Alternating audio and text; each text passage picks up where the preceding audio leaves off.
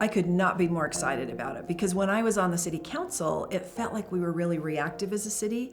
I thought, oh my goodness, we keep having these proposals and we don't have a framework to make the decision. We don't get a lot of input from the public, and we need to have an updated general plan so that we can sort of have a vision or a blueprint of what we're working for. I feel like we've achieved that with Envision Heber. The Envision Heber 2050 plan is amazing because it entailed 18 months of intensive public input. The plan really encapsulates what the public wanted in the future. That helps make decision processes in the future simpler. We know what we want to be. Something comes along our community, we say, that doesn't fit us, and we know that. It's a document that gives our city council the opportunity to get back in front of the development trend and communicate to the developers what we want to see. They can look at that as a guideline to help make decisions about what types of development and how we develop in the future. I think that's such an important part for our community, is that we control our own destiny. For many years, being a Heber City resident and a business owner, I felt anxiety as the community was developing. That anxiety was I felt that we weren't in control of our future. Because this isn't just a plan for a few people. It shouldn't just be the council's plan or the consultant's plan. This was written to be the citizens' plan, preserving our culture and those things that are most important to us. So quality neighborhoods, open space and rural preservation, vibrant downtown, things that people like, parks and trails, all these are part of the plan. And while it's not something that is meant to happen overnight, it gives guidance over the next 30 years on how we can potentially make our Main Street walkable. How about more trees? How about landscape medians? I felt like we need to make it easier for people to ride bikes and to walk out on trails. There's quality of life issues. Gathering places, downtown and in neighborhoods, making neighborhoods walkable. That we can enjoy and have shops and experience things. Let's just continue those bike paths that we have and those trail systems, and they come down to Main Street. They just feed to Main Street. People want to come here. I'm outside, the endorphins, all those things that we read about on our phones. We're just sitting on the couch. We can do here. What we have is the surrounding valley and mountains. That is beautiful. That is worth saving. But we can't save it by trying to stop our growth. You can only preserve it by funding the preservation of it by the growth that's going to happen and coming anyway. So the question is, who are we? It's the question that's been going on for 100+ years. That's a fun part about Heber, because we have so many layers of things that are neat and fun and unique. I think for me, the most obvious one right out front was the outdoor recreational component. An outdoor sports destination is what's already happening. Go on the lake, all the kite boarders, the trail runners. We have our Olympic heritage, which is very unique. I think we're cowboy. We got cowboy poetry. I think we're agriculture. That's true. All the farmlands. We're pioneer. Okay, that's good too. No, we're railroad. Who many people have a railroad, for heaven's sakes? No one identity. And somebody said, maybe the question isn't so much who we are, but who we want to become. That changed everything for me. When you come to Heber City, it's a breath of fresh air. It's unique. It's a special place. Our downtown needs to be an experience. It needs to be a place that people want to be. To shop, to eat, to play, to walk into an art gallery or a bookstore, where it's an experience. It's just a fun place to be.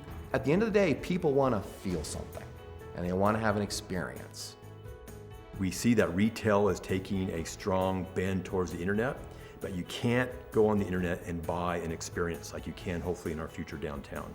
You get downtown, you park, go to a restaurant, enjoy a nice meal.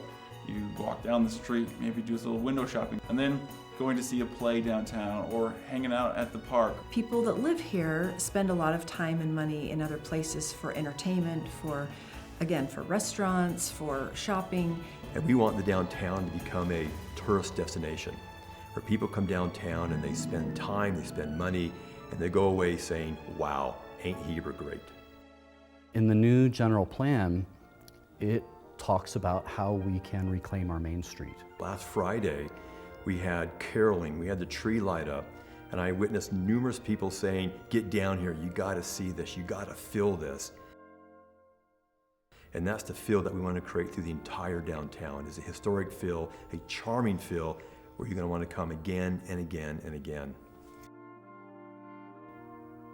We need to have that synergy that comes from a critical mass. We need to have several different places to shop, several different places to eat, several different places to experience entertainment. And if we have a vibrant downtown, those businesses will come back.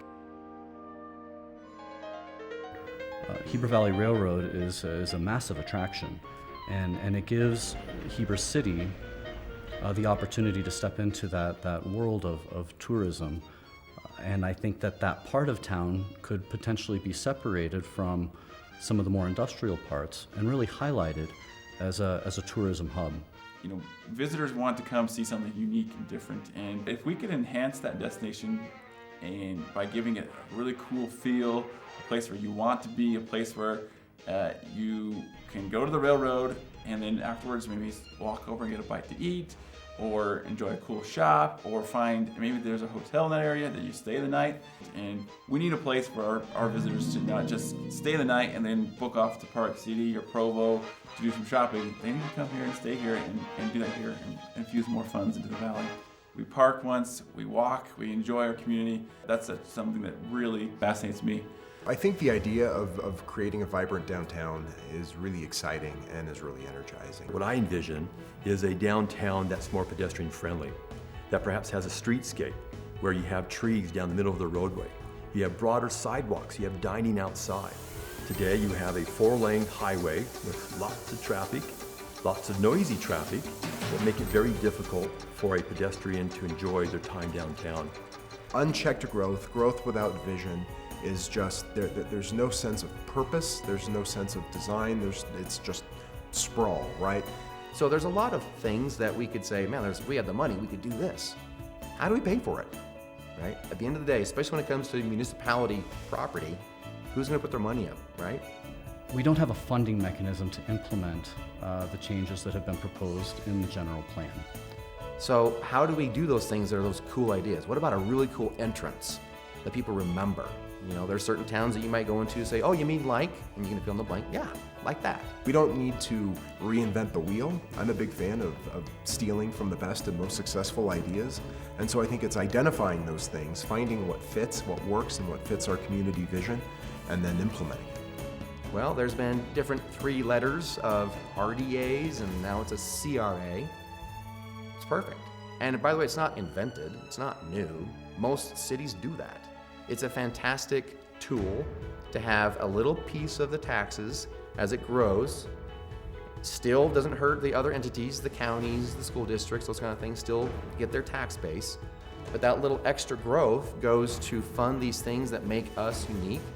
Property values increase, business owners reinvest. I think this makes total sense.